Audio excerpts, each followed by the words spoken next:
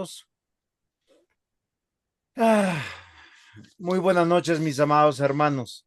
Hoy es nuestra tercera clase de introducción al libro de Colosenses. Ya hemos podido tener una introducción de un contexto histórico, un contexto gramatical. Nuestra segunda clase fue un contexto sobre una clave cristológica y hoy será sobre una clave eclesiológica. Y vamos a invitar a nuestro presbítero Luis, si por favor nos dirige en oración. ¿Me están escuchando? Sí, señor, Sí, perfectamente. sí, porque no encuentro dónde apagar el micrófono. No se preocupe que ahorita yo se lo apago. Bueno, bueno, hermanos, buenas noches. Gracias. Le damos a nuestro amado Dios y vamos a empezar en oración en esta preciosa noche, dándole primero gracias a Dios por permitirnos estar en su presencia, por permitirnos un día más de oración y de comunión entre hermanos. Esperamos que la clase de hoy sea productiva para nuestras vidas, para nuestros corazones, para nuestras familias y nuestros hogares. Amado Señor, amado Padre Santo, Señor de la Gloria, infinitas gracias, Señor, te damos por esta noche, Padre, porque tú nos permites, Señor, venir a conocer más de tu palabra, Señor. Todo lo que tú tienes para nosotros cada día, en cada momento de nuestras vidas, Señor, es un crecimiento espiritual para que podamos, Señor, servir como hermanos y podamos estar en paz delante de ti. Te rogamos, Señor, que nos permitas recibir con sabiduría esta clase, Señor, y que todo lo que hagamos sea para tu gloria. En el nombre de tu Hijo Jesucristo oramos, a ti la gloria y honor por los siglos de los siglos. Amén. Amén. Muy bien, mis amados hermanos, voy a dar compartir aquí a la compartir. Espérenme, vamos a mirar aquí. Listo. Denme un segundito que estamos aquí. Yo espero que el Señor los esté animando en medio de todas las cosas. Necesitamos estar esforzados en el Señor y lo más importante es poder edificarnos a través de su palabra. Entonces, ay, Dios mío, deme un segundo que se me perdió el Zoom. Compartir, ahora sí.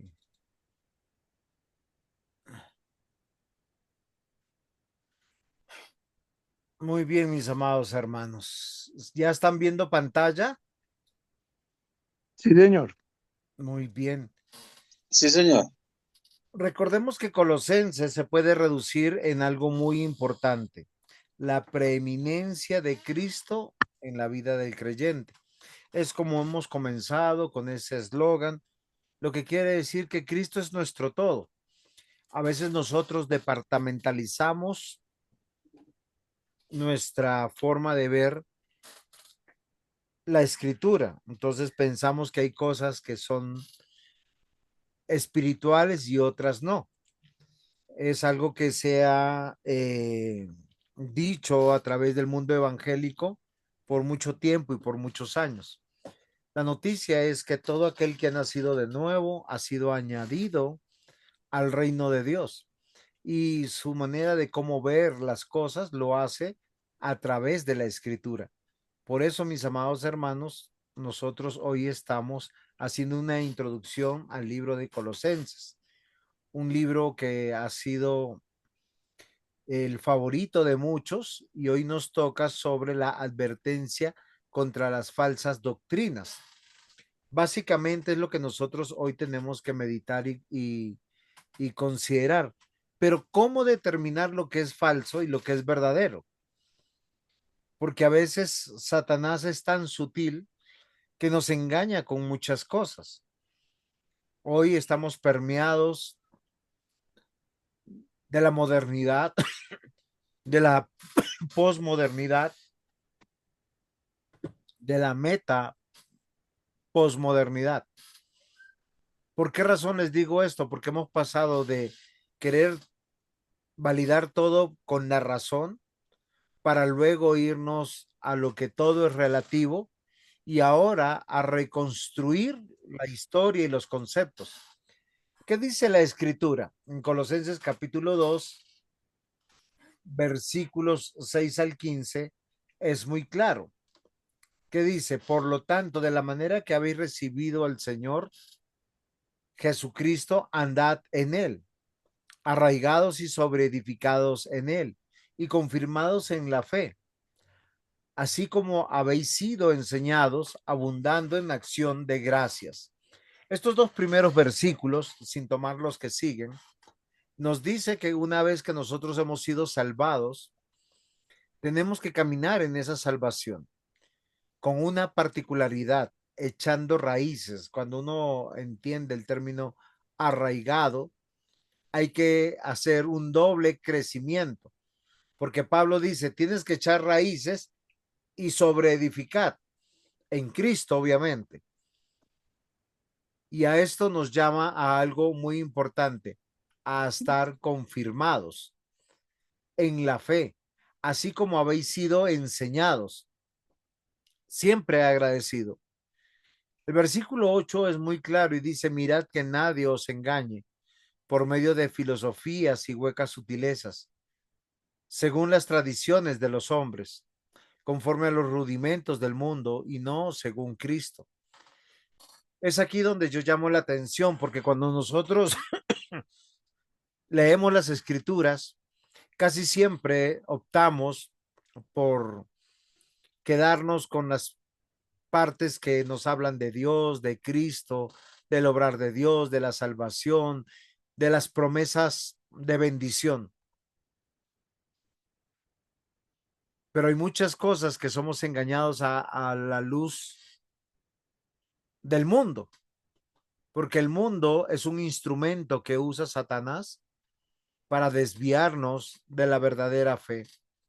Queridos hermanos, la música y la letra de la música no es inocente. La gran mayoría, no toda, porque hay música buena, pero la gran mayoría de la música fomenta la infidelidad, fomenta la inmoralidad, el libertinaje, la irreverencia, fomenta la anarquía, y yo puedo hablarles muchas otras cosas más. Igual cuando nosotros vemos televisión, solo para que nosotros veamos cómo somos atacados como iglesia, como hijos de Dios, portadores de la verdad y de la palabra de Dios, por años, por décadas. Disney es una empresa multimillonaria de series, de películas y sobre todo para niños, pero con un alto contenido subliminal que habla de la diversidad sexual, de la diversidad ideológica, de una manera peligrosa. Por eso cuando Pablo dice, mira que nadie os engañe por medio de filosofías y huecas sutilezas, según las tradiciones de los hombres. Posiblemente Pablo en ese momento estaba pensando en otros aspectos del ataque del reino de la oscuridad contra la iglesia. Pero hoy en día es muchísimo más peligroso porque hoy en día se ha abierto un nuevo catálogo de opciones a jóvenes y adultos que se llaman diversión. El mundo te lo presenta como diversión, como sé feliz, gózate en eso. Y la advertencia de todo Colosenses es, Cristo es preeminente en todo y cualquier cosa que enseñe algo diferente es una falsa doctrina. Se los puedo demostrar. El versículo 9 dice, porque en él habita corporalmente toda la plenitud de la deidad, y vosotros estáis completos en él, que es la cabeza de todo principado y potestad. En él también fuisteis circuncidados con circuncisión no hecha a mano, al echar de vosotros el cuerpo pecaminoso carnal en la circuncisión de Cristo. Nos llama a estar sepultados con Él en el bautismo, en el cual fuimos resucitados con Él mediante la fe en el poder de Dios que le levantó de los muertos. Y nos recuerda nuestro estado pasado, dice, y a vosotros estando muertos en pecados, en la incircuncisión de vuestra carne, os dio vida juntamente con Él, perdonándonos todos nuestros pecados. Miren, mis amados hermanos, es muy importante que ustedes y yo hoy estudiemos la Biblia con seriedad. Tú abres el libro de Colosenses y no solamente es una serie de instrucciones. Como les dije en la clase pasada, cada versículo de Colosenses nos dice, Cristo es supremo en todo, es la razón de nuestra vida. Pero hoy yo les quiero advertir, mis amados hermanos, lo que la misma Biblia dice a través del libro de Colosenses. Sean advertidos de las falsas doctrinas. Textualmente dice que acá las filosofías y huecas sutilezas, según tradiciones de hombre, conforme a los rudimentos del mundo. El mundo está interesado en que usted no crea en Cristo, que se aparte de la iglesia y le enseña a buscar la felicidad en cualquier otra cosa que no sea en aquel que lo llena todo, en todo y por todos. Ese es Cristo. Y en esta noche, mis hermanos, en esta introducción, yo quiero que ustedes comprendan que Dios puso la iglesia para que nosotros combatamos las falsas doctrinas. Y se los voy a poner de esta manera. Cuando un banco contrata a un cajero, no le enseña todas las posibilidades de billetes falsos. ¿Qué le enseña a manejar? Con diligencia, con claridad. ¿Cómo son los billetes verdaderos? Que lo pueda distinguir, que lo pueda ver, que cuando a simple vista puede identificar el billete. Y esto es muy importante, mis amados hermanos. Yo quiero que ustedes y yo hoy en esta noche tengamos las herramientas para que nosotros podamos comprender esta perspectiva eclesiológica que el Señor nos está indicando. Y Colosenses es un libro maravilloso para que nosotros podamos disfrutar de la bendición de Dios. Es algo que nosotros tenemos que considerar. Colosenses ofrece una visión elevada de la iglesia como el cuerpo viviente de Cristo. No sé si eso es claro para ustedes y para mí. Colosenses ofrece, cuando usted abre, usted piensa en la iglesia como el cuerpo de Cristo. Y eso para nosotros tiene que ser maravilloso, porque nosotros casi nunca estamos pensando en eso. Nosotros a veces pensamos que somos miembros individuales del reino de Dios, pero como cuerpo viviente de Cristo estamos llamados a resistir las falsas enseñanzas, cultivar la comunión, reflejar la gloria de Dios en el mundo. ¿Qué significa esto? Que la verdad de Dios, de su palabra, debe estar en nuestro pensamiento, en nuestro corazón, en nuestra boca. Porque a veces nosotros pensamos es Dios te bendiga, el saber no solo versículos bíblicos, y hay que hablar como cristianos y saber la Biblia de memoria, pero hay que saber aplicar la palabra de Dios. Y es algo que a través de este curso queremos ayudarles a desarrollar preguntas teológicas o pastorales para profundizar en este enfoque, para que ustedes puedan junto conmigo hacerlo de esta manera. Colosenses tiene una visión eclesiológica ¿Qué significa esto? Nos pone una perspectiva de lo que significa la iglesia.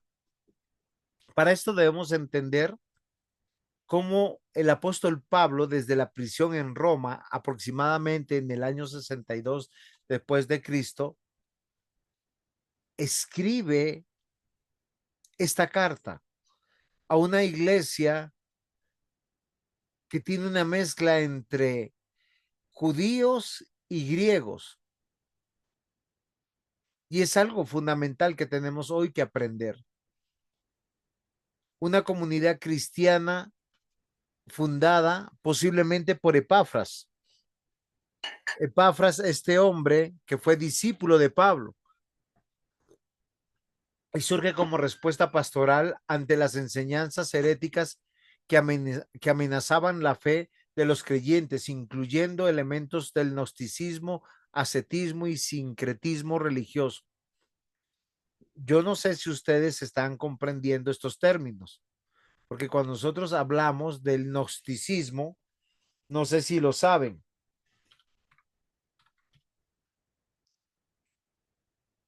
Pastor, ¿nos podía hacer una ilustración sobre el ascetismo y sincretismo para que quedemos todos empapados y sepamos exactamente de qué estamos hablando? Muy bien. El gnosticismo, primeramente, nos empieza a hacer algunas consideraciones puntuales y claras que debemos comprender en esta noche, porque puntualmente era lo que practicaba el mundo en la época de Pablo y de la iglesia de Colosas. Es una de las herejías más peligrosas que ha amenazado la iglesia desde los tiempos apostólicos y posapostólicos. Básicamente en sus 3 primeros siglos, sobre todo influenciada por los filósofos, bajo tal vez 2 premisas. El dualismo, cuando uno dice que hay una separación entre lo espiritual y lo corporal o lo material. Entonces, termina enseñando que el espíritu es bueno y la carne es mala. Entonces tú terminas pensando que lo material y lo que tú puedes con justo derecho disfrutar de lo que ves, de lo que oyes, de lo que hablas, de lo que piensas, de lo que haces, bien. Porque hay cosas que se pueden, uno sale a las 6 de la mañana y si el clima está despejado y los pajaritos están cantando, uno dice, wow, esto es hermoso. Todo eso lo estás viendo. Ves a los seres humanos y te da alegría porque hay vida.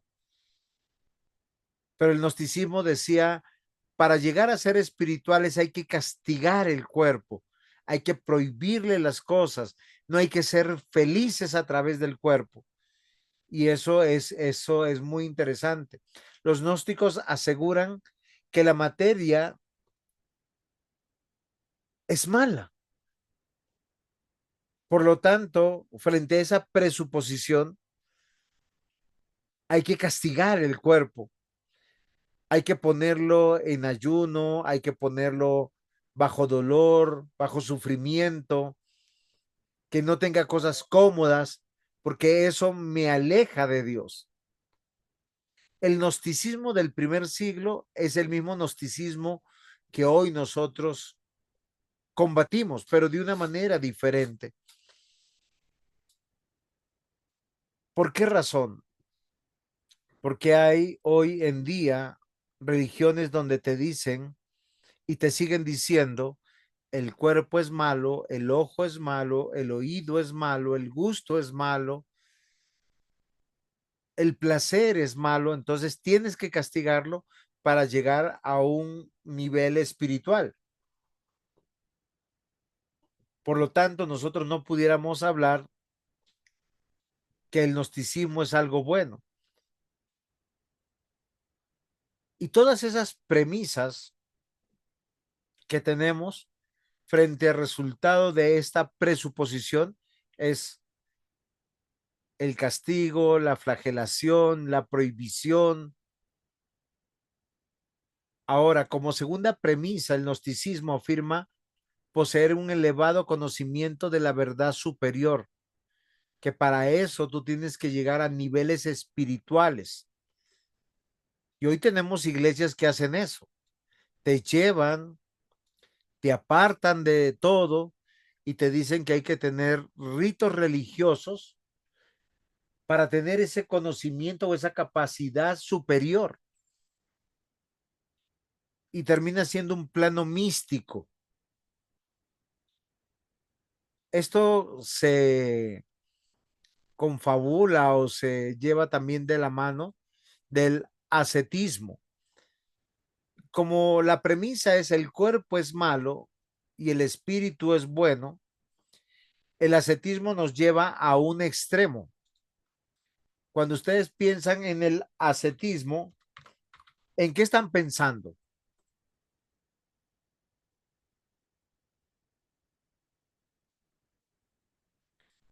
¿Quién de ustedes me puede ayudar o participar? Así no sepa.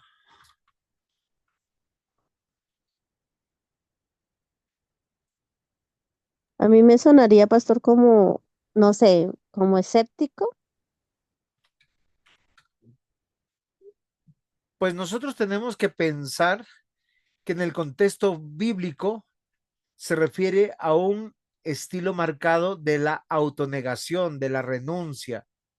Entonces nosotros empezamos a tener unas enseñanzas donde te dicen que si tú no tienes, que si tienes escasez, que si tienes sufrimiento, si tú renuncias al mundo, vas a ser más espiritual.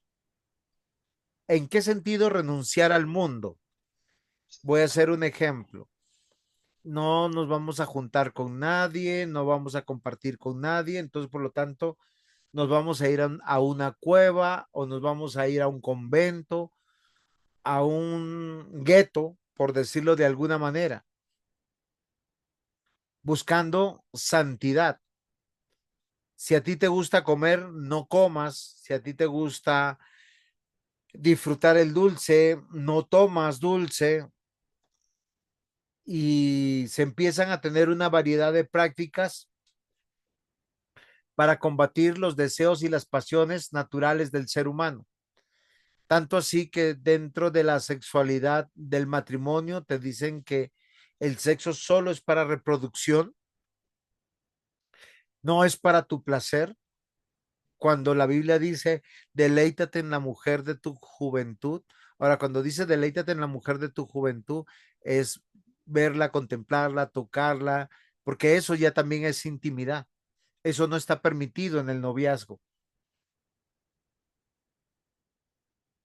Pero lo que nosotros tenemos que considerar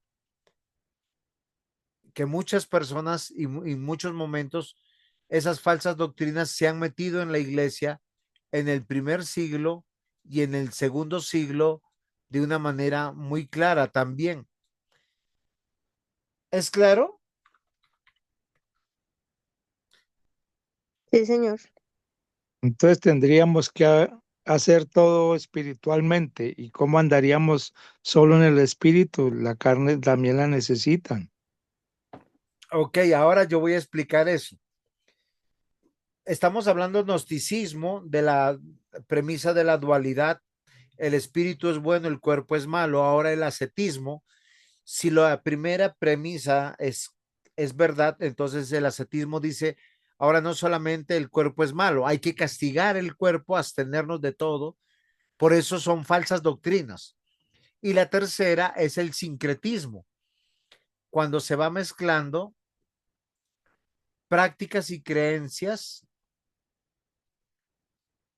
para tener una religión como lo que hoy nosotros vemos que es los mesianos, los judíos mesiánicos, que creen en Jesús, pero mezclan las tradiciones y las religiones y las prácticas que se dieron en el Antiguo Testamento. Y es algo que nosotros tenemos que considerar. Esto es un fenómeno que pasó en los tiempos de Pablo, en los tiempos de los colosenses, pero también pasó en el Antiguo Testamento, porque mientras que adoraban a Dios, adoraron a Baal, a Acera, que eran religiones asirias, babilónicas, trajeron prácticas de otras religiones para hacerlas dentro del culto cristiano. Y lo mismo está pasando también en el tiempo de los apóstoles. Entonces, si tenemos claro esto, para tener una visión correcta, eclesiológica, tenemos que partir de algo puntual. Cristo es el todo y en todo, y Él nos puso como una unidad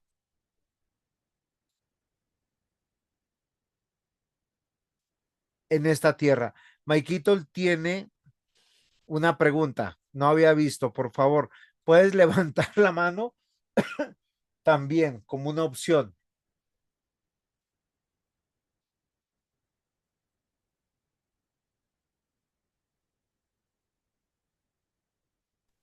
Hola, pastor, ¿cómo está? ¿Me escucha? Sí, señor. Buenas noches.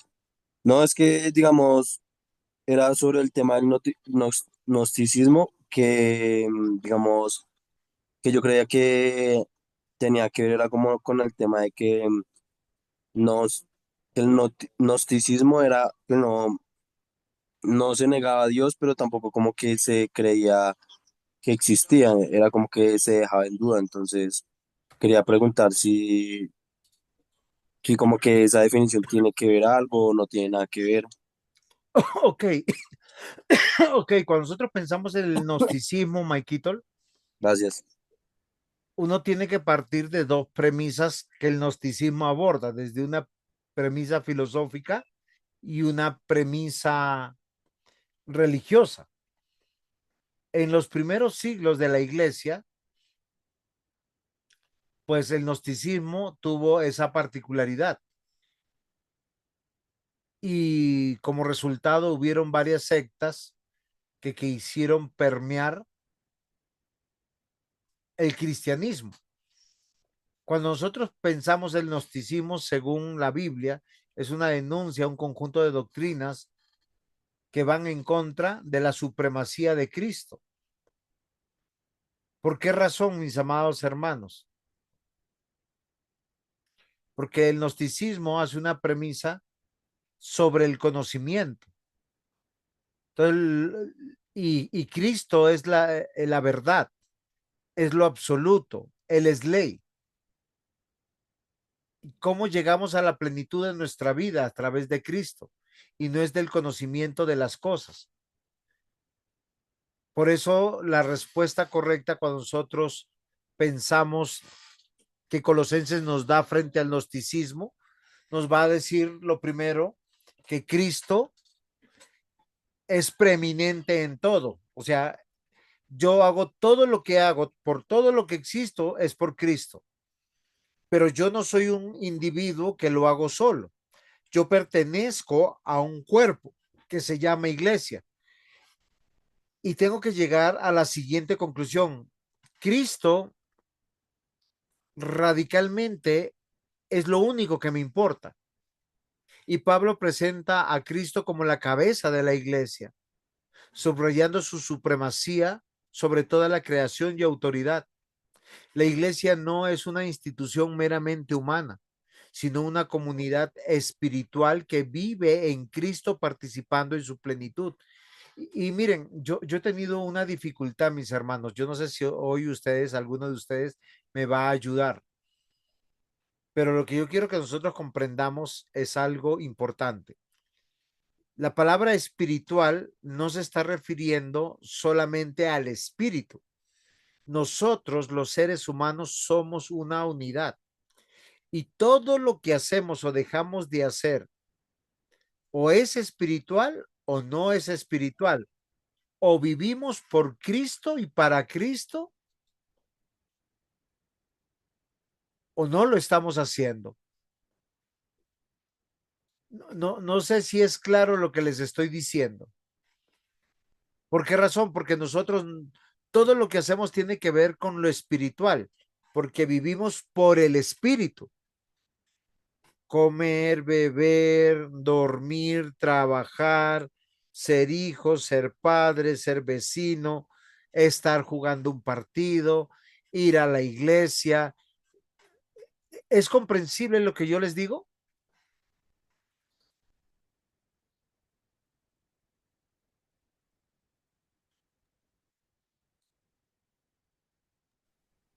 O sea, digamos, lo que yo entiendo es como que hay un gnosticismo filosófico y otro eclesiastal, ¿cómo se dice? Religioso, Religioso.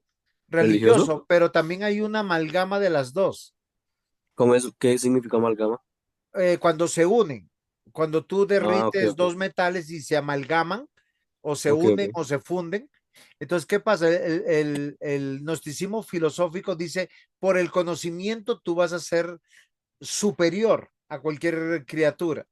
Entonces tú tienes que leer todos los libros, llenarte de todo, conocerlo todo y vas a ser un superhumano.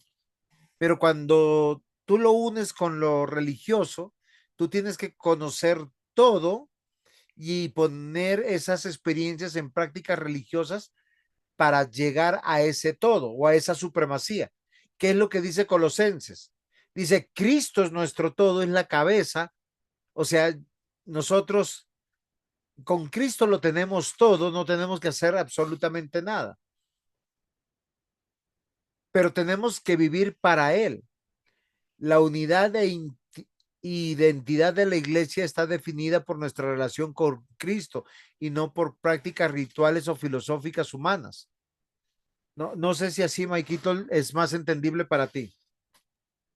Sí, entonces digamos que sería, o sea, lo que yo entiendo, según la explicación que me está dando, entonces es, digamos, que en la parte filosófica es la persona que eh, cree que por adquirir demasiado conocimiento va a ser superior a Dios, ¿sí? A cualquier ser humano, Bueno, a o cualquier ser puede humano. llegar a alcanzar Entonces, a conocer a Dios. ok, entonces digamos un erudito que es,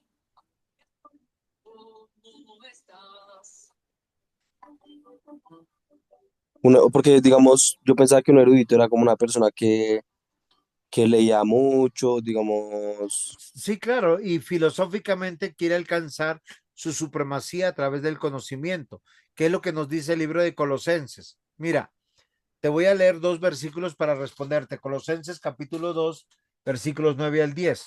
Dice, porque en él habita corporalmente toda la plenitud de la deidad, y vosotros estáis completos en él, que es la cabeza de todo principado y de toda potestad. Wow. O sea, si yo estoy en Cristo, estoy completo. Pero hoy en día, mira, date cuenta, ¿qué es una adicción? La adicción es el amor al ascetismo o al dolor. ¿Por qué razón? A ti te dicen el cigarrillo te mata, pero yo fumo.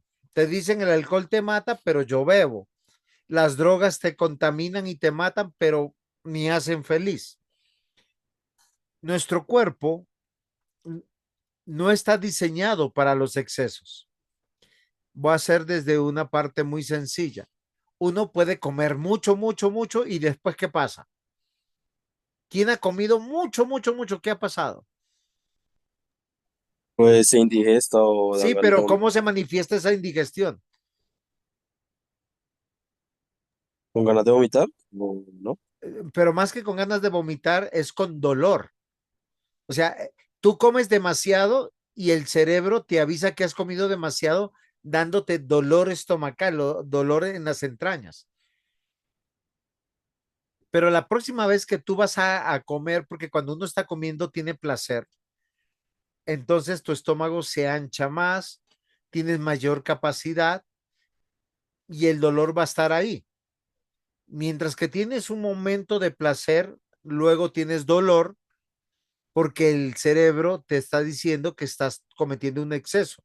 Lo mismo pasa con el que comienza fumando un cigarrillo. Entonces dice, no, es que me fumé un cigarrillo para aplacar el estrés. Me sentía solo, aburrido y lo prendí. Listo. Pero el cerebro sabe que el cigarrillo hace daño. ¿Por qué razón? Porque cuando tú aspiras el humo, estás quemando tu garganta, estás quemando tus papilas gustativas, estás quemando tu esófago, estás quemando la boca de tu estómago, pero esa aparente felicidad es combatida en el momento con cierto rechazo. Fíjate que el que comienza a fumar tose, le produce asco, pero luego que lo va haciendo una y otra vez, va diciéndole al cuerpo o va aplacando todas las advertencias que el cuerpo le da que eso es malo para sí. Por eso los adictos, ¿qué hacen? Cada vez necesitan consumir más para tener pequeños tiempos de felicidad en cualquier tipo de adicción sexual, de narcóticos, de licor, de nicotina, y terminan amando el dolor y se sienten miserables. Y el cuerpo le está avisando con dolor que todo eso es malo, pero ¿cómo lo interpreta su cerebro del adicto? Necesito más, porque en el momento tiene una poquita felicidad y después se siente miserable, después se ve que está miserable, después se está enfermando y dañando y se siente mal. Ahora, en el cristianismo y a través de Colosenses, ¿qué es lo que nos dice? Que nosotros no necesitamos nada para ser felices, ni para quitar la ansiedad, ni para darnos momentos de felicidad, porque dice, vosotros estáis completos en Cristo, porque Él es la cabeza de todo principado y potestad. Dios nos ha dado todo en nuestro diseño, lo necesario para ser felices, pero nosotros le creemos al mundo a través de estas filosofías como el gnosticismo, el sincretismo, perdón, el ascetismo y el sincretismo. Recuerden que el ascetismo es castigar el cuerpo. Toda persona sabe que si se pasa de tragos hoy, al otro día amanece con dolor de cabeza, con malestar y luego dice, me lo merezco, yo tomé mucho. Se lo pongo en los términos de Colosenses, capítulo 2, versículo 16 en adelante.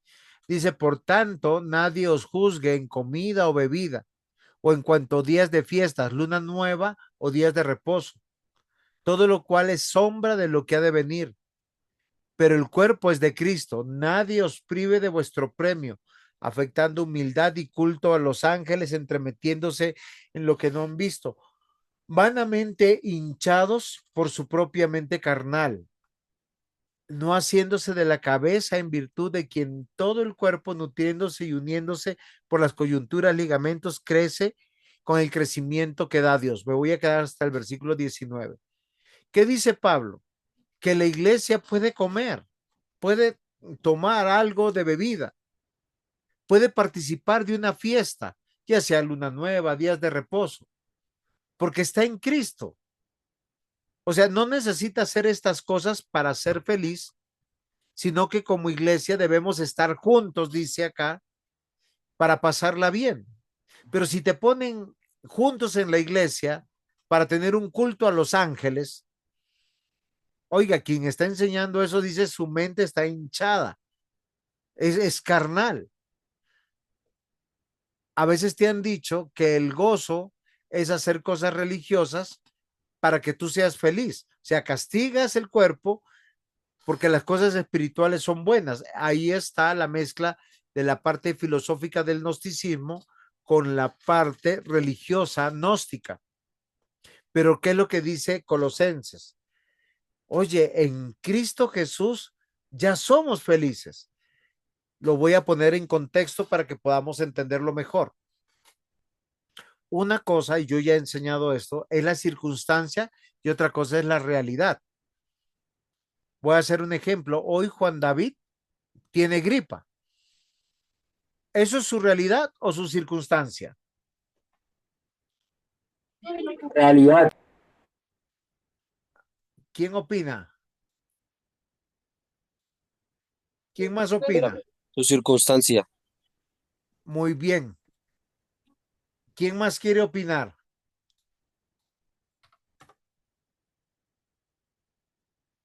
Hello.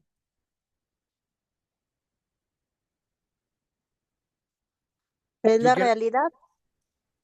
Muy bien. Maikito, ¿usted qué hizo la diferencia? Explíquenos su postura.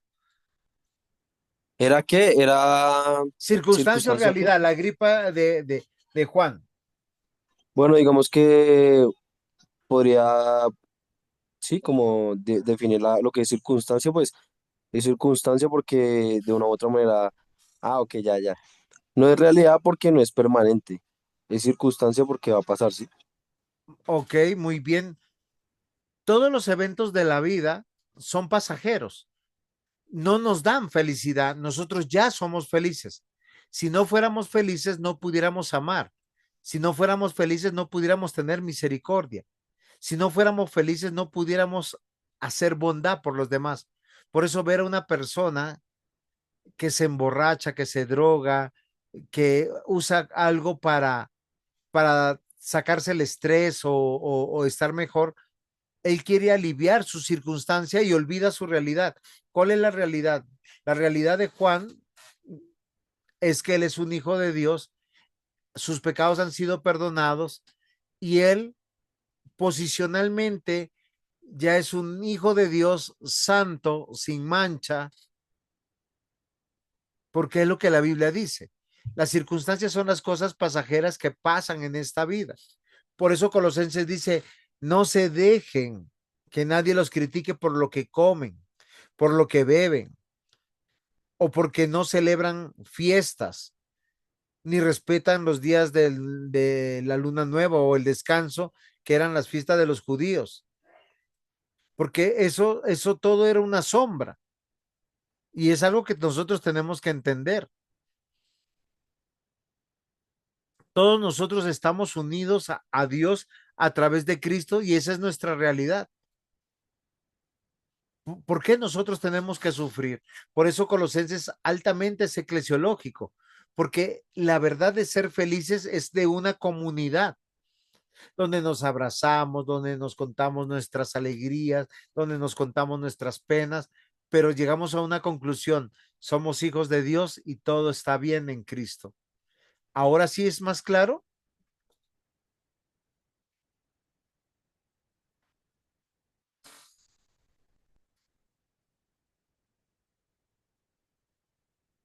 Algo fundamental que Sí, presenta señor. Colosenses es que la iglesia es una estructura y una vida comunitaria.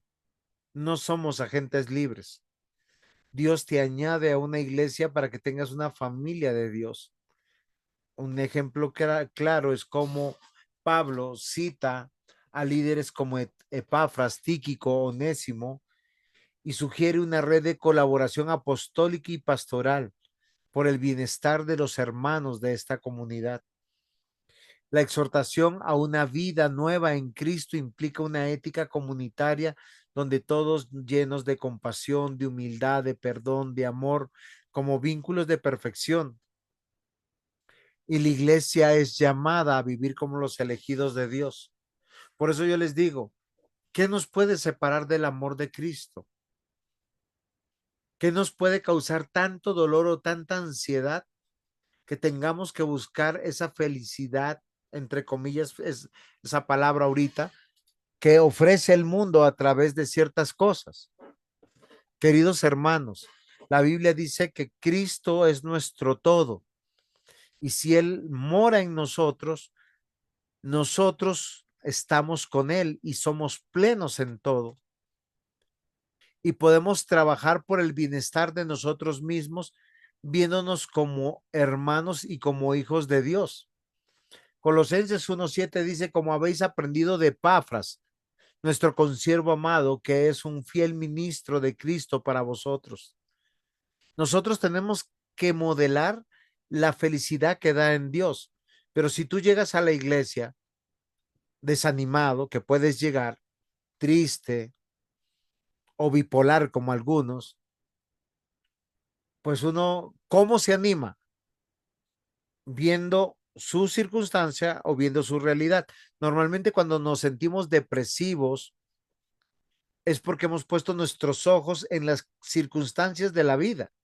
Pero cuando ponemos nuestros ojos en la realidad, que es la eternidad, que somos cristianos, que todos nuestros pecados han sido perdonados y a pesar de las circunstancias dolorosas que vivimos, podemos cantar, orar, escuchar la predicación, desafiarnos para vivir la vida cristiana, pues enseñaremos a otros que la felicidad es Cristo. Colosenses 4, versículos 7 y 9, todo lo que a mí se refiere os lo hará saber Tíquico, amado hermano y fiel ministro, consiervo en el Señor, el cual he enviado a vosotros para esto mismo, para que conozcan lo que a vosotros se refiere y conforte vuestros corazones.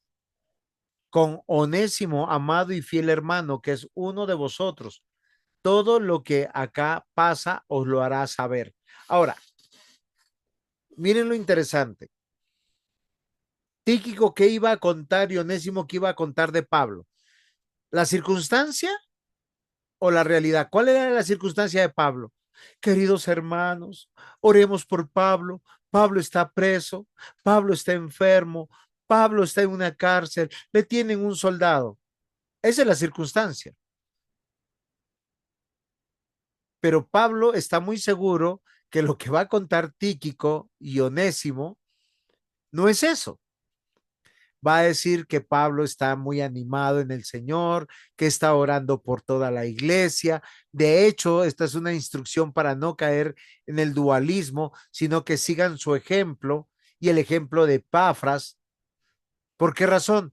Porque ellos están orando por la iglesia, están presentando el evangelio, que estar en la cárcel ha sido una oportunidad de haber escrito esta carta y otras cartas que están evangelizando a los soldados, que están haciendo un ministerio de prisiones, aunque él sea el preso, porque Cristo reina y Cristo está añadiendo a los que van a ser salvos a través de la predicación. Hoy, en esta tarde, un hermano de Cuba me dijo, pastor, ore por mí. Tengo mucho deseo de salir de Cuba y ayudar a mi familia. Ayúdeme, ayúdeme. Y yo le digo, ¿y a qué te ayudo? Le dije a mi hermano. Pues yo quiero salir de Cuba. Entonces yo le hice una pregunta. Querido hermano, antes de tomar esa decisión, vamos a hacernos unas preguntas. ¿Toda tu familia en Cuba es cristiana? Y me dijo, no. Entonces, ¿qué tipo de ayuda pretendes darles?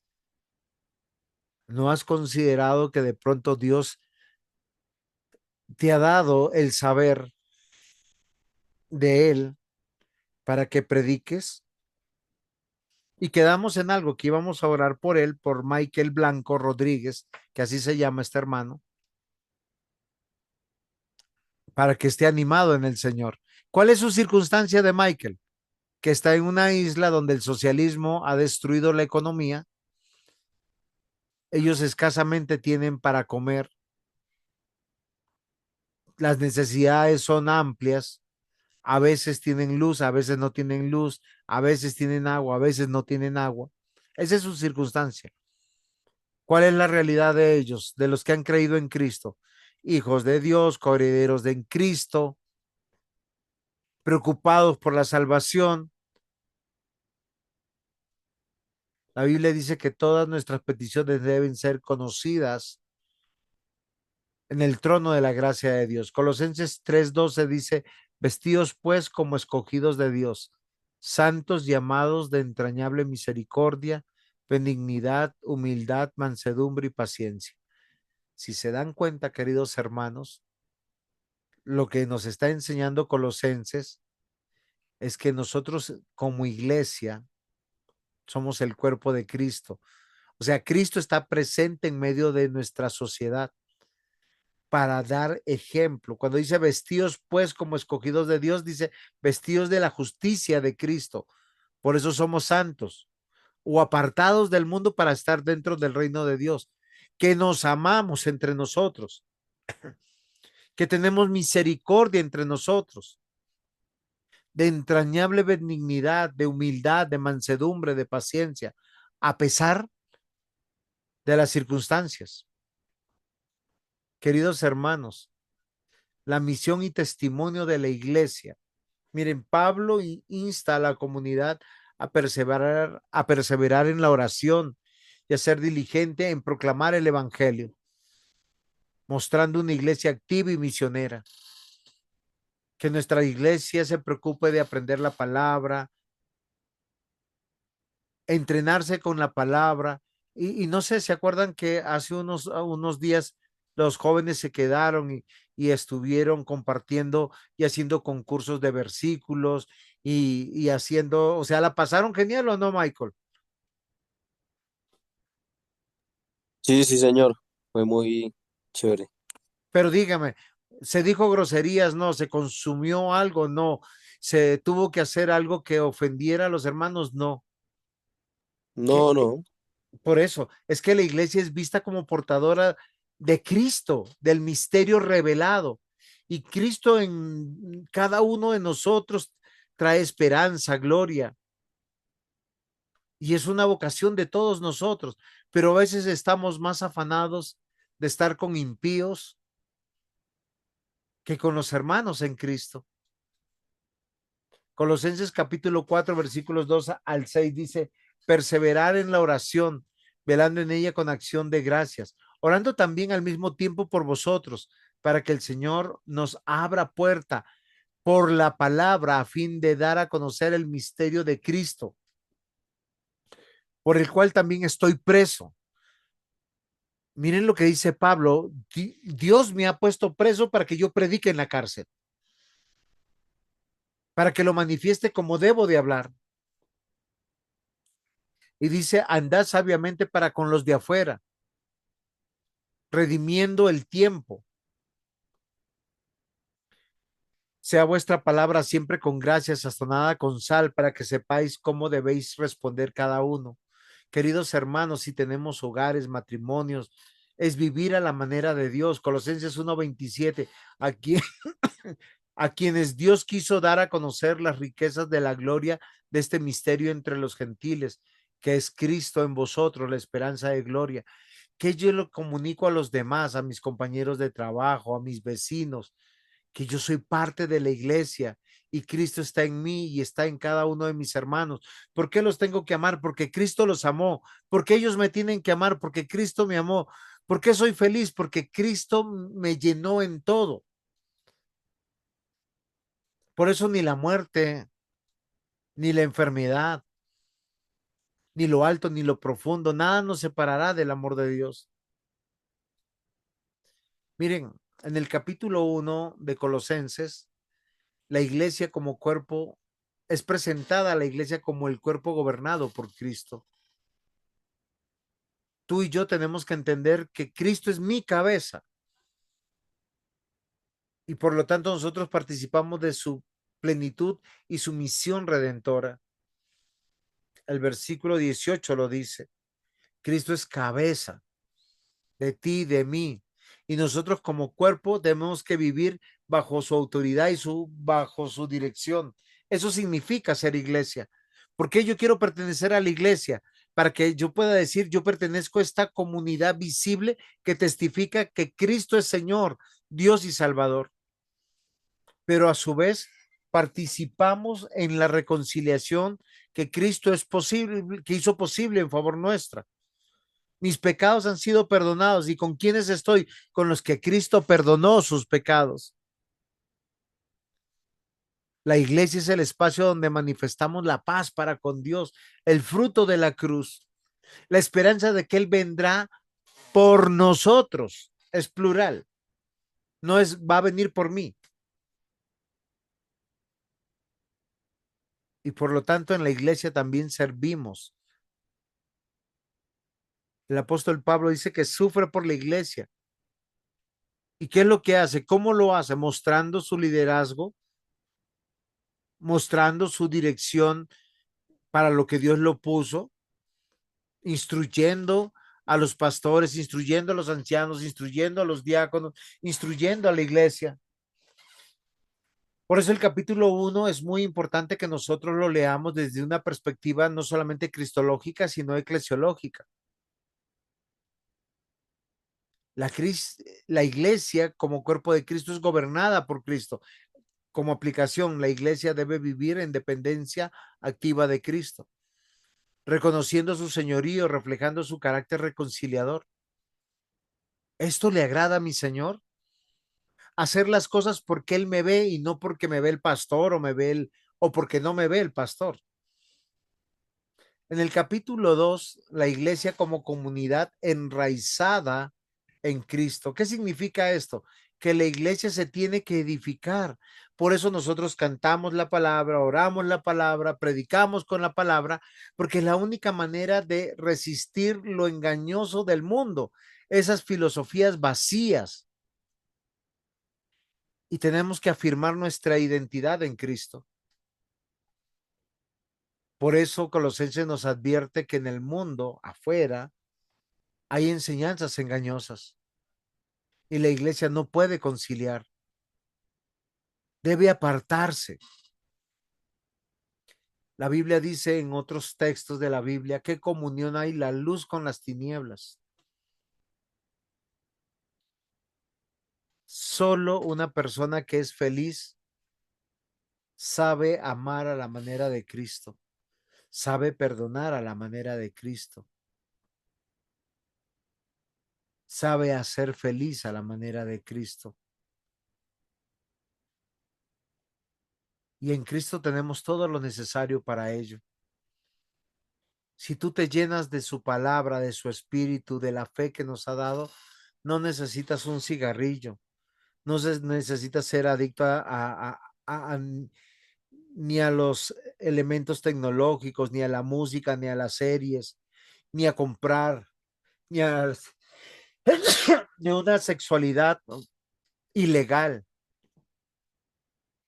Amados hermanos, fíjense que el bautismo es la pertenencia a la iglesia. Y yo los quiero invitar a aquellos que no se han bautizado a que se bauticen, a que pertenezcan a la iglesia, a que se juren por Cristo, porque el bautismo es el signo visible de la entrada a la comunidad del reino de Dios, que somos iglesia, que somos el cuerpo de Cristo, que somos el pueblo de Dios, porque se nos canceló una deuda, todos nuestros pecados han sido perdonados. Quien está en la iglesia es porque Cristo lo amó y Él le ama. Queridos hermanos, si estamos entendiendo que tenemos que echar raíces en Cristo, entonces debemos cultivar nuestra identidad firme en Cristo, buscando agradarle a Él, evitando el gnosticismo, el ascetismo, el sincretismo, centrados en la obra de Cristo. El capítulo 3 de Colosenses nos presenta a la iglesia como una comunidad transformada y santa. Fíjense que es muy específico en el tema de la iglesia, porque nos dice, vive como cristiano, o sea, Cristo él vivió, se encarnó como ser humano. Y él nos dice cómo vivir, seguir las huellas de Cristo, en amor, en unidad, una nueva vida en comunidad. La iglesia es llamada a reflejar el carácter de Cristo, queridos hermanos.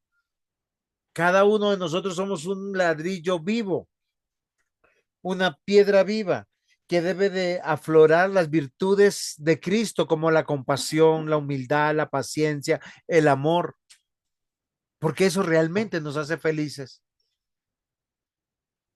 Todos luchamos con el viejo hombre y tan hermoso es que si tú te caes, vengan 5 o 6 hermanos a levantarte y no estén 5 o 6 impíos riéndote de ti, burlándose de ti. Una de las particularidades del cuerpo de Cristo y del cristiano es que la paz de Cristo gobierna nuestros corazones. Por lo tanto, todo aquel que es iglesia tiene un espacio en su corazón de armonía espiritual para con Dios y para con su prójimo, que lo manifiesta en un culto público, donde no viene para juzgar, señalar, sino para servir, para adorar. Como iglesia debemos ser testimonio viviente de esta transformación, modelando relaciones sanas y edificantes. No son perfectas, queridos hermanos. Finalmente, el capítulo 4 de Colosenses presenta a la iglesia como la comunidad misionera y relacional. El tema central de ella es que la iglesia proyecta al mundo la sabiduría de Dios, la gratitud para con Dios y un servicio a Dios. Estamos en constante oración para alcanzar a los perdidos, para buscar a las ovejas perdidas del pueblo de Dios. Por eso, mis amados hermanos, nosotros tenemos que traerlos a los del mundo al terreno nuestro, que es la iglesia, donde debemos ser estratégicos, amables, amorosos en nuestro testimonio, porque nosotros somos muchos en la iglesia y vamos a hacer una red de colaboradores, porque vivir dentro del reino de Dios no es una obra individual, sino una comunidad interdependiente de unos de los otros y de Cristo. Por lo tanto, mis amados hermanos, la iglesia debe cultivar una conciencia misionera, de alcanzar al perdido, de buscar al perdido, de abrir las puertas del reino a través de la predicación de la palabra, valorando la colaboración y el testimonio del mundo. Entonces, mis amados hermanos, si hemos entendido esto, tenemos que considerar que Cristo es como cabeza del pacto de la iglesia. Esto es algo fundamental. Recordar que somos iglesia porque Cristo mismo hizo un pacto con el Padre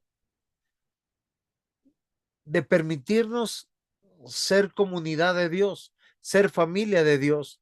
La Biblia dice que Dios añade a los que han de ser salvos todos los días a la iglesia y lo añade a través de la locura de la predicación, de una predicación que no solamente se hace con palabras, sino con acciones, ayudando al necesitado, perdonando al que te ha ofendido. Recordemos que desde la teología del pacto esto implica que Cristo es el mediador del nuevo pacto, cumpliéndose las promesas hechas en Abraham para hacer bendición a todas las familias de la tierra.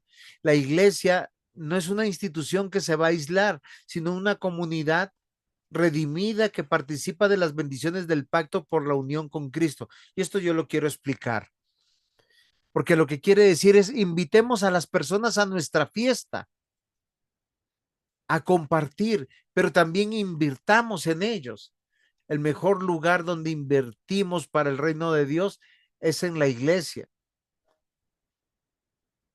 La iglesia es la nueva humanidad pactal. ¿Qué significa esto, mis amados hermanos? Desde Génesis capítulo 3, el hombre cayó de la gracia de Dios y fue expulsado de la presencia de Dios. Y hay una humanidad que está afuera, en oscuridad, muerta, esclava y enemiga de Dios. Colosenses capítulo 3, versículos 10 al 11 habla de una nueva creación donde no hay distinción ni griego ni judío. Recuerden que el mundo antiguo se resumía en griegos y judíos, o esclavos o libres. Pero en la nueva creación somos el cuerpo de Cristo. Y nosotros debemos reflejar, mis amados hermanos, ese pacto que hizo Dios consigo mismo, que le costó su vida, que le costó su sangre. La eclesiología pactal ve a la iglesia como el cumplimiento de las promesas de una familia espiritual que bendecirá a todas las naciones. Si nosotros como iglesia nos podemos unir, nos podemos amar, nos podemos perdonar, nos podemos sostener, nos podemos animar. Recuerden que el mismo Señor Jesús dijo que un reino dividido no puede ganar la batalla. Y la iglesia como una comunidad es guardiana del pacto de Dios. Colosenses capítulo 2 del 6 al 8 exhorta al creyente a permanecer firme en la fe, a no dejarse llevar por lo atractivo del mundo. Ahora las filosofías vacías, les muestro algunas. Es festivo, entonces hay descanso en el festivo. La Biblia dice que hay descanso verdadero en Cristo. No, que la ciclorruta es para relajarse, para traer serenidad, para desestresarnos. Pero la Biblia dice que en Cristo tenemos todo lo necesario para ser felices.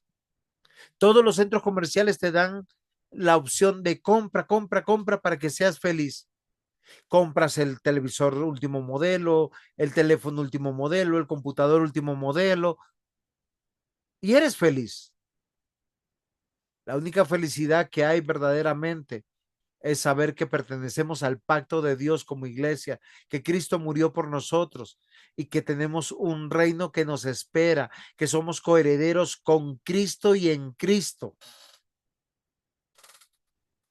Por eso estamos llamados a vivir como pueblo del pacto, en santidad, en gratitud y en fidelidad.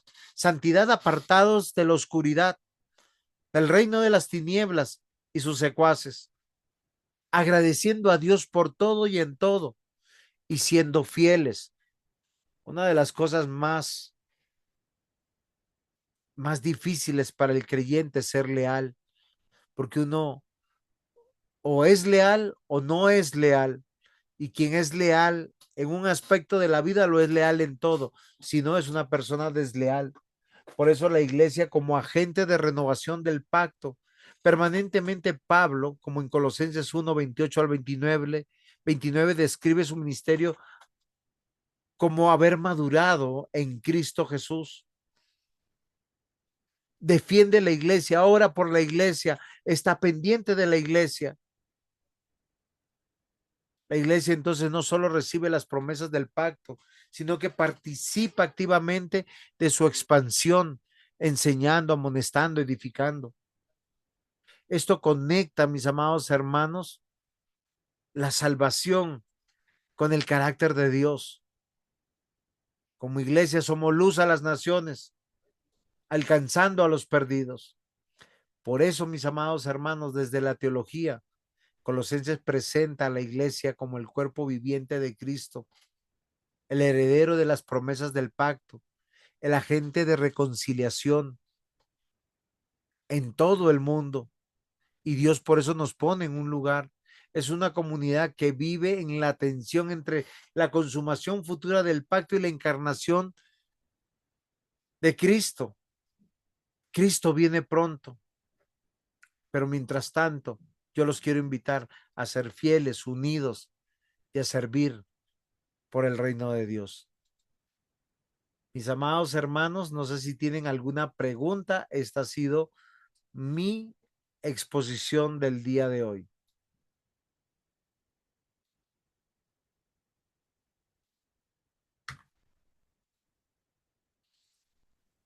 Pastor, una pregunta.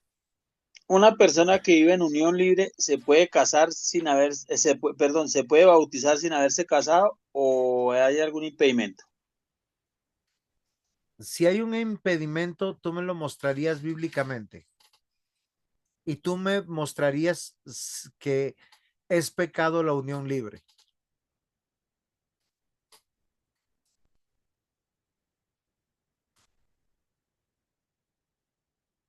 Carlitos, la Sí, pregunta fue señor, buena, pero respóndeme. estoy escuchando, ¿La pastor. unión libre es pecado? Sí, pastor, Muéstrame un versículo que diga que la unión libre es pecado. porque no dice que, entonces, ¿dónde habla de fornicar y adulterar, pastor? ¿Qué es fornicación? Adulterar sabemos que es cuando dos personas casadas o el casado está teniendo sexo con una persona soltera o casada. Ah, el Sí, adulterio señor. es claro. ¿Qué es la fornicación?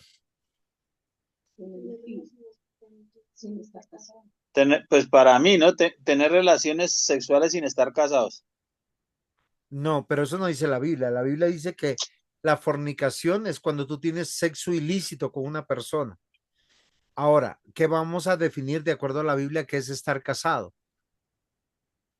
Porque nosotros podemos definir estar casado desde el 2025, que casado es estar pasado por una notaría. ¿Por Sí, qué señor. razón?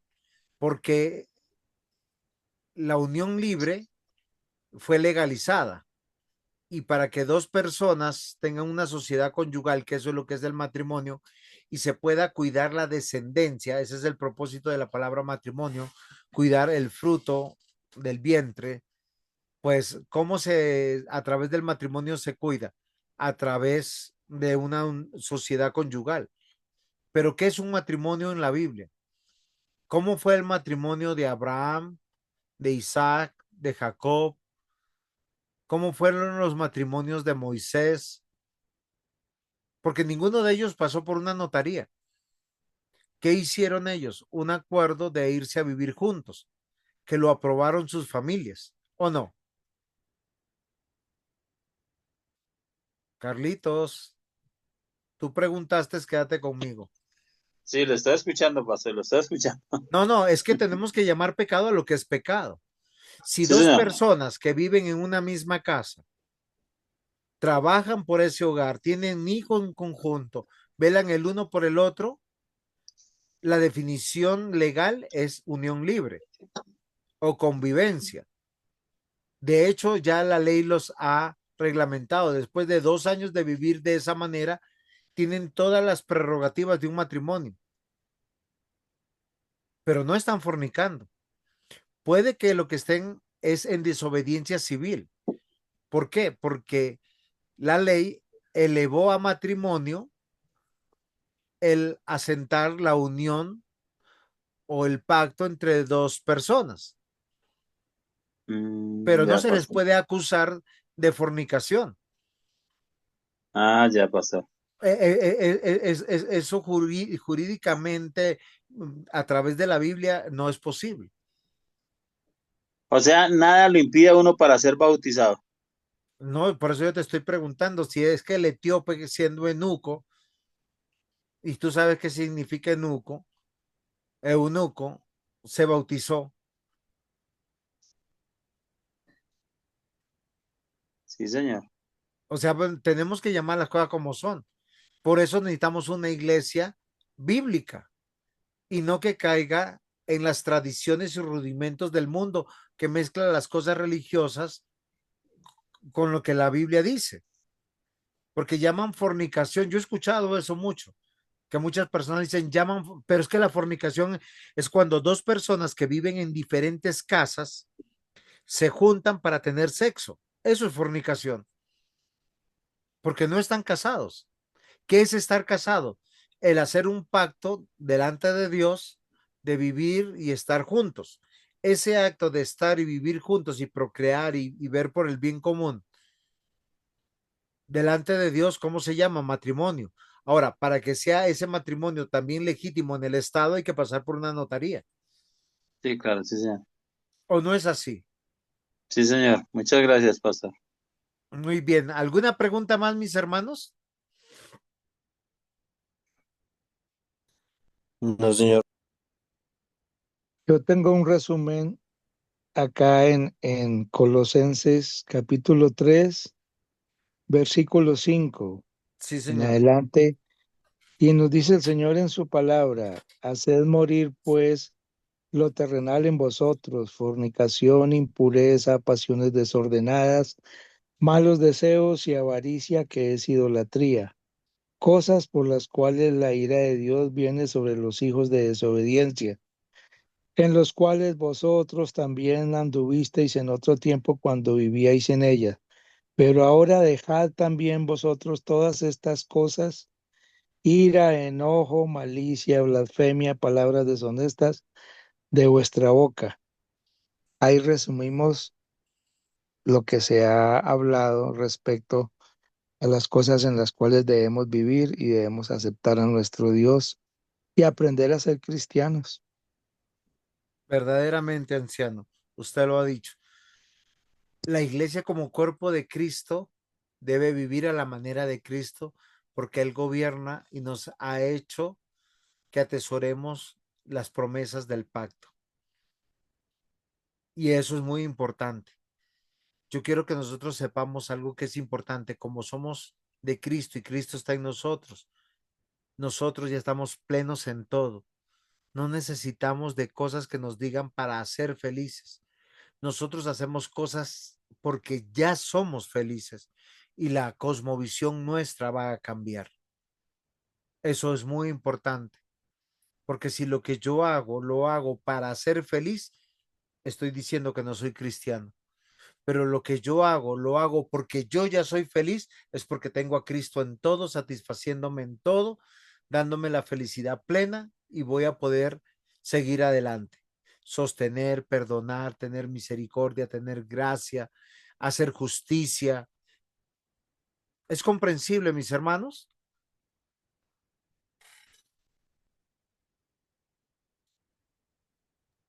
Sí, señor. Muy bien, mis queridos hermanos, entonces, si no es más,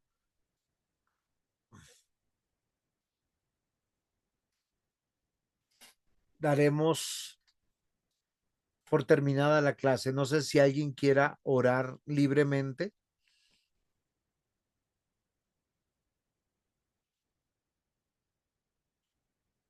Hasta luego. Jenicita, ore por nosotros, ya que habló. Es que yo vi, bueno, pastor. Señor Dios, Padre Todopoderoso, gracias, Señor. Te damos por esta clase, Señor. Permítenos que la pongamos en práctica, Señor. Que, Señor, veamos, Señor, que tu palabra es el modelo a seguir, Señor. Que no nos dejemos llevar por falsas doctrinas, Señor. Que siempre estemos ligados a tu palabra, Padre. Danos sabiduría y entendimiento y discernimiento para cuando la leamos, ponerla, Señor, también en práctica y enseñarla a otras personas. Padre, gracias por los hermanos que se reunieron, Señor. Y gracias por el pastor, por su enseñanza, Padre Santo, por cada una de las familias de nuestros hermanos. Quedamos en tus manos en el nombre del Señor Jesucristo. Amén. Amén. El Señor les bendiga.